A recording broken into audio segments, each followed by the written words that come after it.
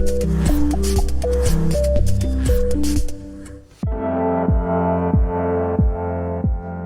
there, if you're watching this video, the chances are you want to know more about how mortgage calculators work and probably want to work out what's a mortgage going to cost you.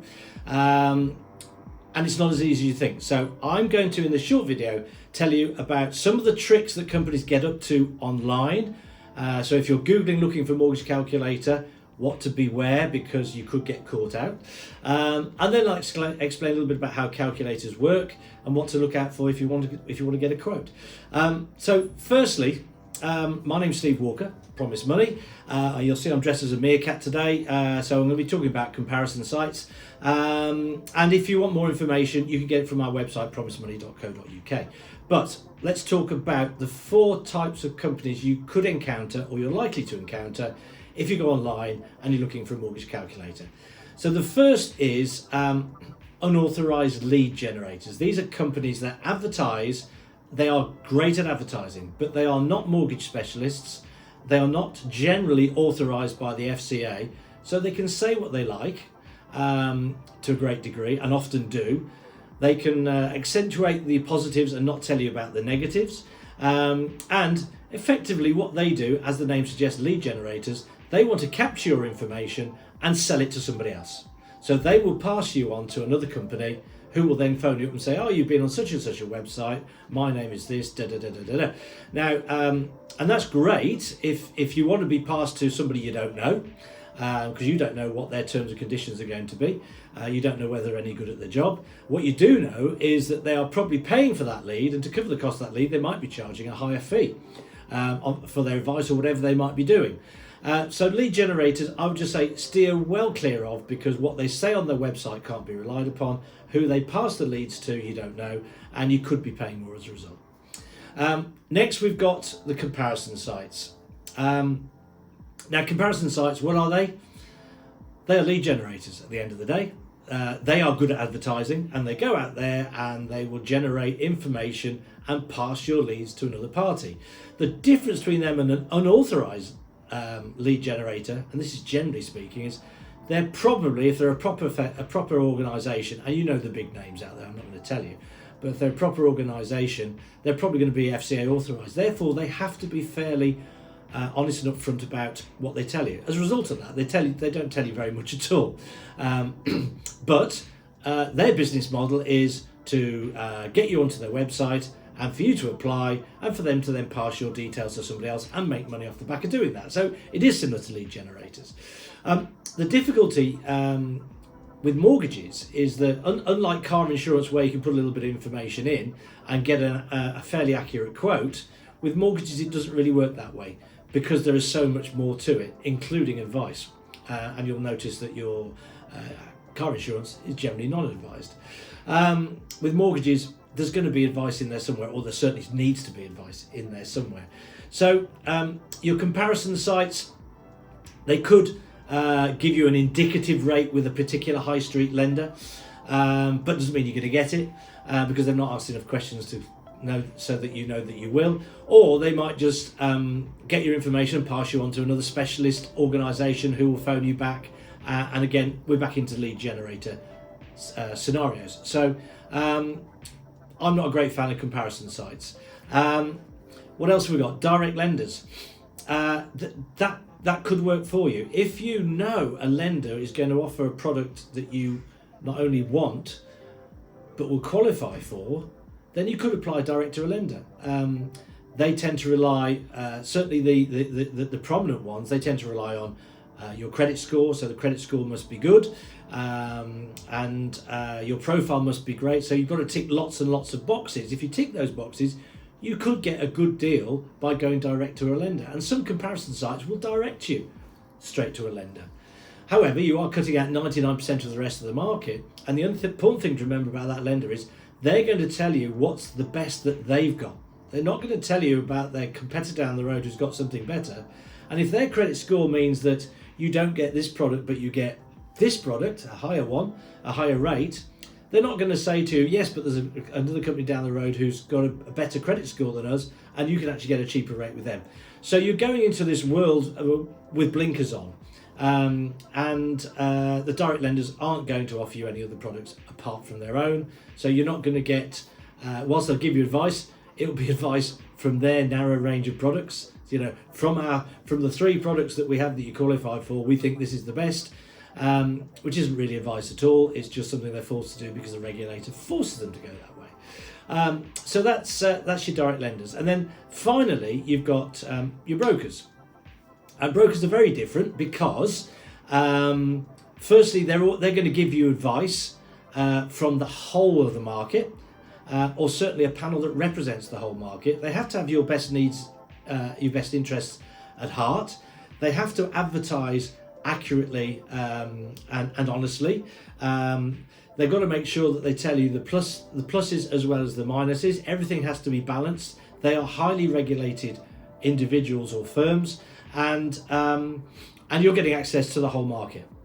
So, and I guess importantly there, if there's a little quirk within your circumstances, they are in a position to say, well, we have got lender A here, but lender B is going to do this, or lender C is going to do something even better.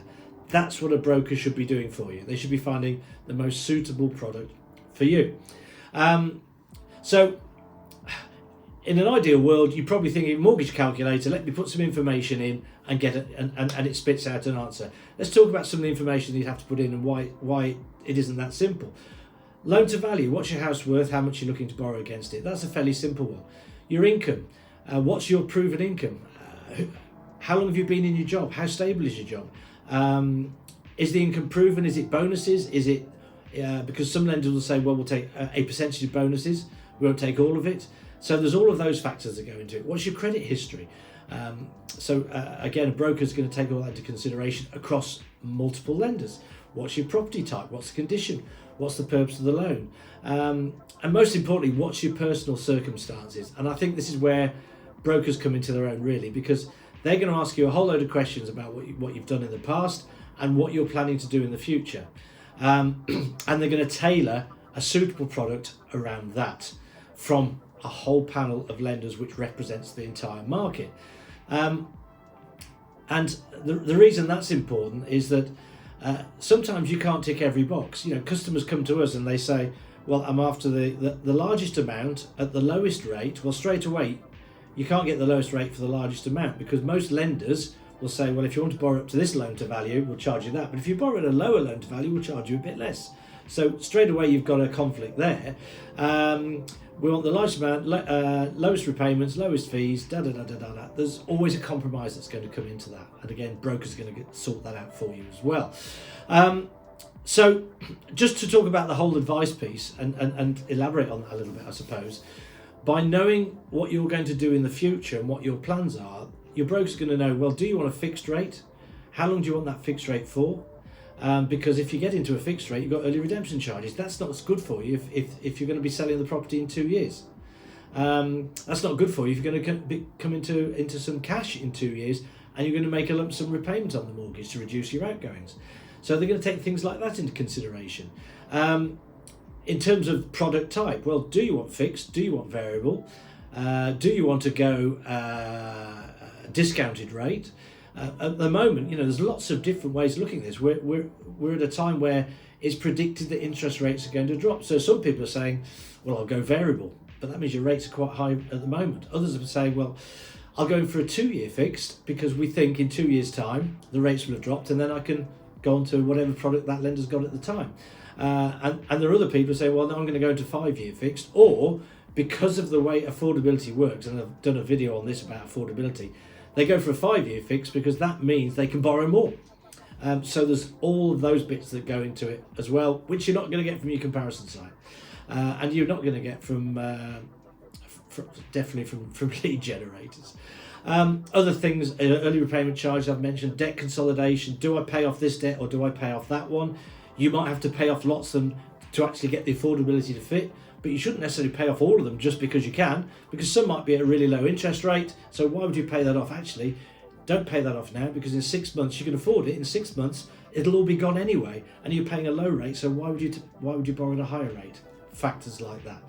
And then, as I mentioned before, where are the compromises? So I guess with your brokers, unlike going direct to lenders, they've got the flexible approach and the expertise and the products available to them, and will find out everything about you to make sure that the loan is suitable for you, because the cheapest rate isn't necessarily the best for you. Once you've factored in, maybe there's a lender fee here, or there's an early redemption charge there, or all of those things come into it. That's what the broker's got to do. And remember, they have to make sure it is suitable for you, and they're regulated to make sure that it's suitable for you. So your next steps, I hope I haven't confused too much, but my opinion, lead generators steer well clear.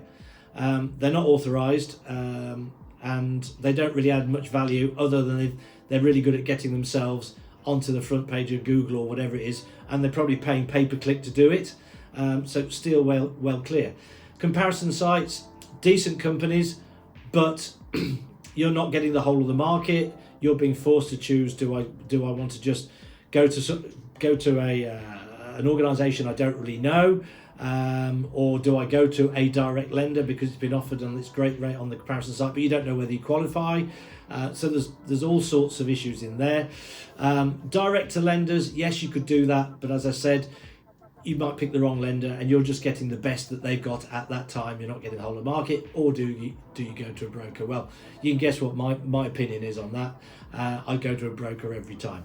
I'm sorry if I've disappointed you, by the way, because there isn't a magic calculator that's going to do exactly what you need it to do.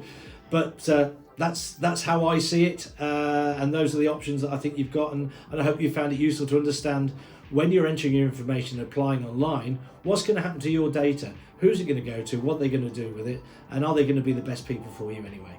So my advice is choose a broker every time. You should be aware that a broker may charge a fee, and that's normally added on at the end of the loan, so it forms part of the loan. But your expectation should be that whatever fee you're paying to that broker, they are going to cover that off by finding you a product better than you might have found yourself. So you've got the saving in there as well. And also bear in mind is your broker, they're not just there to find you a deal. They are there to hold your hand through the whole process. And when you get to legal completion and the solicitors are asking stupid questions, the lenders are asking stupid questions, which invariably they do, your broker's there to try and sort that out as well, or at least he should be if he's a decent broker. So helping you through the whole process, including the legal side. One final tip I will just give you is be very careful about which solicitor you choose, because there are good and bad solicitors out there. There are proactive solicitors and there are some awful solicitors. So talk to friends, get recommendations, or if you go through a broker, they'll be able to recommend somebody that they work well with because they've done it before, and they've got a good relationship. Because your solicitor, if it's your fella down the road, probably won't want to talk to your broker and won't be very cooperative. That's what we find, I would say, 85% of the time. That's it. My name's Steve Walker. We are Promise Money. And whether you're watching this with regards to residential mortgages, bridging finance, secured loans, commercial mortgages, development finance, whatever, I hope it's been useful. Please subscribe. Please share it. Share our videos, and please like the videos so other people get to see them as well. And if you want more information, go to promisemoney.co.uk, or we've got a whole load of other videos on our playlists all about mortgages, loans, finance, etc., telling you other things that might be useful to you. So check out the Promise Money YouTube channel. Also, that's it for today, and I've gone on a bit, so thanks a lot for watching, and talk to you soon. Bye bye.